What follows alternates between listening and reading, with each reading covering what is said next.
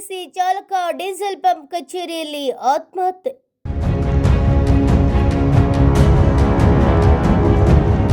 ಬೇಡಿಕೆಗೆ ಅನುಗುಣವಾಗಿ ಡ್ಯೂಟಿ ನೀಡದ ಹಿನ್ನೆಲೆ ಮಹದೇವಪ್ಪ ಪಕ್ಕೀರಪ್ಪ ಯರಸಿಮಿ ಎಂಬ ಚಾಲಕ ಭಾನುವಾರ ನೇಣಿಗೆ ಶರಣು.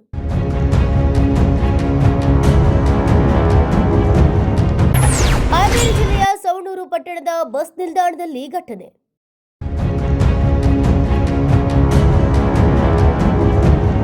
ಬೇಡಿಕೆಗೆ ಅನುಗುಣವಾಗಿ ಡ್ಯೂಟಿ ನೀಡದ ಹಿನ್ನೆಲೆಯಲ್ಲಿ ಕೆಎಸ್ಆರ್ಟಿಸಿ ಬಸ್ ಚಾಲಕರೊಬ್ಬರು ಮನನೊಂದು ಆತ್ಮಹತ್ಯೆ ಮಾಡಿಕೊಂಡಿರುವಂತಹ ದಾರುಣ ಘಟನೆ ಹಾವೇರಿ ಜಿಲ್ಲೆಯಲ್ಲಿ ನಡೆದಿದೆ.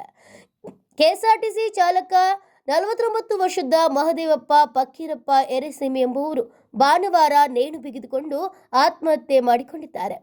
ಸವಣೂರು ಪಟ್ಟಣದ ಬಸ್ ನಿಲ್ದಾಣದ ಡೀಸೆಲ್ ಪಂಪ್ ಕಚೇರಿಯಲ್ಲಿ ಈ ಘಟನೆ ನಡೆದಿದೆ.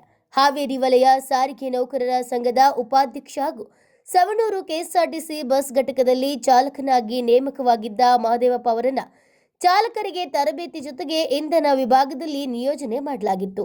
ಚಾಲಕನಾಗಿ ನೇಮಕ ಆಗಿದ್ದರಿಂದ ಚಾಲಕ ಡ್ಯೂಟಿಯನ್ನೇ ನೀಡುವಂತೆ ಅಧಿಕಾರಿಗಳಿಗೆ ಮನವಿ ಮಾಡಿದ್ರೂ ಅಧಿಕಾರಿಗಳು ಸ್ಪಂದಿಸಿರಲಿಲ್ಲ. ಇದರಿಂದ ಮನನೊಂದ ಚಾಲಕ ನೇಣಿಗೆ ಶರಣಾಗಿರುವಂತಹ ಘಟನೆ ನಡೆದಿದೆ. Bureau report, news pulse, Haveri.